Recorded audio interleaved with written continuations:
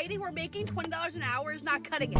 We're homeless if we make $20 an hour. Oh, just go to college and get a degree. Did that. Even with a degree, you still need 2 to 5 years of experience. How am I supposed to get experience if no one will hire me? If you're in Gen Z, you should be tight. If you're a millennial, you should be heated because you followed the rules. You followed the rules and they not working for you no more. When we complain that our 20s are nothing but subprime, you guys then call us spoiled and lazy for just stating the obvious because God forbid we don't want to live with our parents and 30 roommates and not being able to afford anything in life. I used to have this idea of what I wanted when I grew up. Like I thought I really wanted a family and be a wife and all these things, and now I don't. And now I don't even know what I want to do. In my opinion, bringing a child into this world now with the current state of the world, like I think it's unfair. The average Gen Zer makes about $25K a year, which is around $21,000 a month, and spends basically all of it on bills or rent.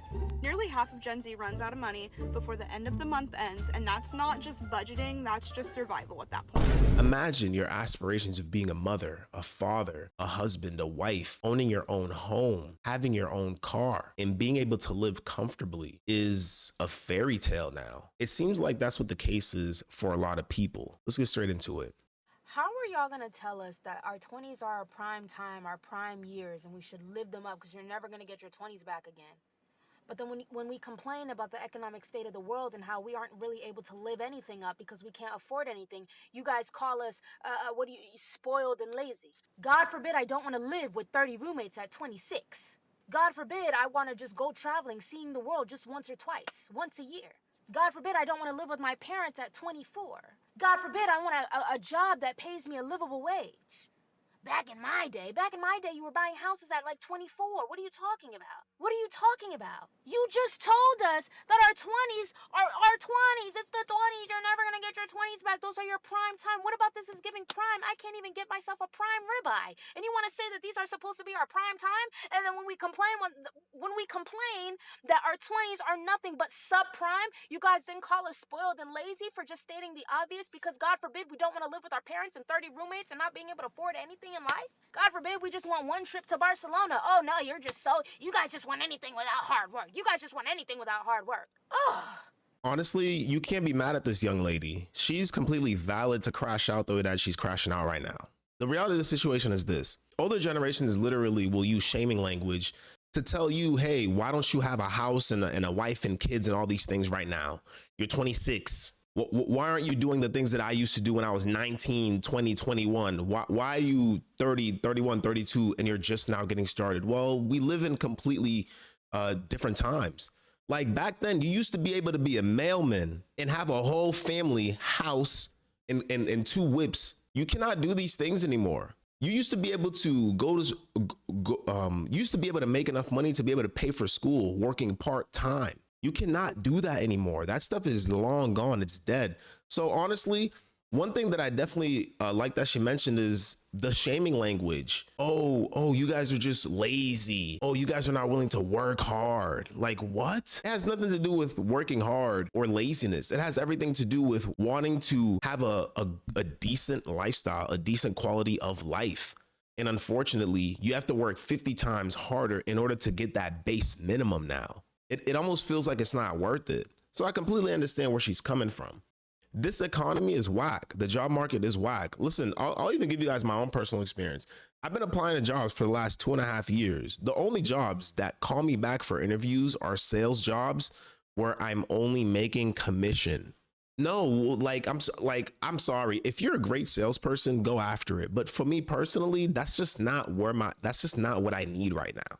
I do not need a job where I'm going to it 8-9 hours a day, knowing that my pay is behind commission only. There's no base pay or any of that. And if there is base pay, it's like, if you didn't hit your commission goal, we're going to pay you $200 for the week. Like, that is annoying, bro. Like, that is so frustrating, but it is what it is. Let's move on to the next one. I don't know if anyone else is feeling this way, but I'm constantly feeling like I'm in survivor mode, that no matter how hard I try or how much I make, it's never going to be enough. And back in the day for like the boomers, the Gen X, 100,000, you can get 2 cars, have a family, have vacations, and now 100,000 feels like $10,000. I find zero joy in going to the grocery stores because everything that we eat has preservatives. Everything that we consume is trying to kill us. I'm constantly getting fatigued out by ads on here. It's a constant ad somebody's selling to you. Capitalism like makes me sick. Every time I pick up a piece of clothing, it's always made out of plastic. I would say the 90s was truly the best because I feel like even though we didn't have really any money, like we still had so much fun and nothing was just like being constantly put in our faces. There was some sort of like barrier between the internet and the world, and now it's just constantly in our face. And I know it's only going to get worse, but it's just like, at what point is it going to be enough? Like, AI is getting out of control. I used to have this idea of what I wanted when I grew up. Like, I thought I really wanted a family and be a wife and all these things, and now I don't. And now I don't even know what I want to do. In my opinion, bringing a child into this world now with the current state of the world, like, I think it's unfair. So I'm sitting here contemplating, like, what is my purpose in life? And like, oh my gosh, like, I can't believe I have to continue doing this until like I pass away. And I'm like, I don't know if I have more working years than me. Like, I'm genuinely tired of surviving all the time. I've been working since I was 14 years old, and I feel like it's just never going to be enough. She said something so important towards the end.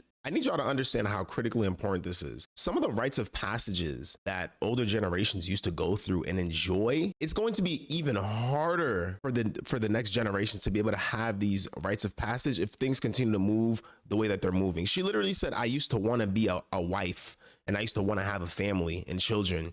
And she's like, I don't know if I could bring them into this world in the state that it's in right now. When you have people thinking like that, number one, I respect it, because why bring someone onto this earth who's going to be suffering? That's tough. Secondly, she has this constant impending doom, meaning every day she wakes up, it feels like there's major burden and weight on her back. That stuff will lead to burnout, and then you'll get crushed and not know how to get out of it. These are the things that we have to talk about, because when things start getting messed up mentally, when you become mentally ill, or you start dealing with like crazy mental health issues because you're trying to survive, you're trying to put food on the table, you're trying to make it to the next day, that stuff is very difficult to come out of. It's very, very difficult to come out of. The consequences are consequences that will stay here until the day you die. So the state of the world and people crashing out and people feeling burnt out because they can't make it to next week, this stuff is very real. There needs to be some kind of solution, because this is not sustainable. It's not sustainable. She even said it herself, $100,000 used to get you everything and a white picket fence. Now it don't feel like it gets you much. It doesn't feel like that. The cost of living is becoming even more absurd. Everything is becoming even more absurd. Everywhere you look, everywhere you go, someone is trying to sell you something, trying to solve a problem that you didn't even have. I don't have this problem. Why am I being sold stuff? So I completely side with her. I completely understand where she's coming from. And it's like, if you talk to someone who's successful, the first thing that they're going to be like, they're going to tell you is, oh, I've been there. Like, okay, great. You've been there. Okay, thank you. I understand that you've been there, but I need help right now. I'm trying to figure things out right now. Okay, I get it. You've been there. Help me. Like what the heck? This is absolutely absurd. On to the next one. My generation became adults, we got fucked. Oh my gosh, get married, oh have kids, oh buy a house. We can't, Deborah. We live in a society where making $20 an hour is not cutting it. We're homeless if we make $20 an hour. Oh, just go to college and get a degree. Did that. Even with a degree, you still need 2 to 5 years of experience. How am I supposed to get experience if no one will hire me? And then we're supposed to balance work and life, but all I do is work. Oh my gosh, you need to go out with your friends. You need to go to the gym. You need to do this. We can't. We literally can't, because you walk out of the house and you automatically spend $100. And I'm tired of the older generation being like, well, back in my day, back in your day, everything was 5 raspberries and a penny. I wish, Grandma, I wish. Old people need to wake the frick up, because right now in this society that we're doing right now, it's not capable or attainable to do anything those people did. It's not. So yeah, when you keep telling us, hey, get married, hey, have kids, hey, have a house, we are trying. But the system is broken. We can't do anything.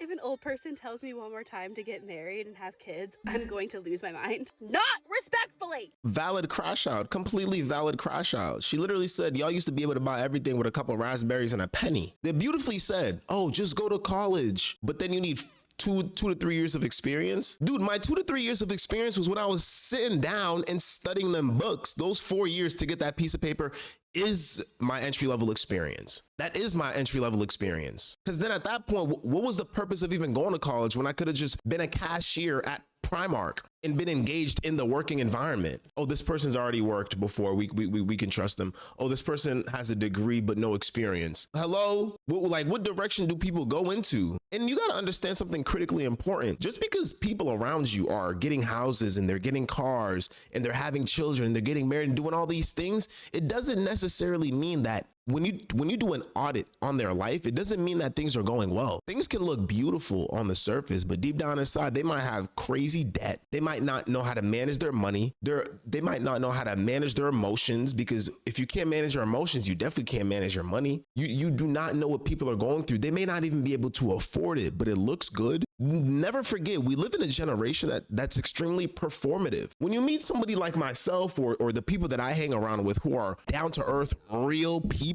who don't do the most, who try to take it easy, who try not to live above their means, we're seen as weird, but we're pretty cool. We're pretty chill. We just don't do the most because we want to be able to do things. And the reality of the situation is the things that you want to do, they're available for you to do, but it's just going to require a little bit more discipline and a little bit more restraint in your ability to say no. And then you can still go out and do the things that you want to do, but you have to operate off a different boundary. Really, that's what it comes down to. But this is a valid, and I repeat, this is a completely valid crash out. If you're in Gen Z, you should be tight. If you're a millennial, you should be heated because you followed the rules. You followed the rules and they're not working for you no more. They're not, the goalposts moved. Things are different now. You know what I'm saying? Absolutely absurd. Let's head on to the next one.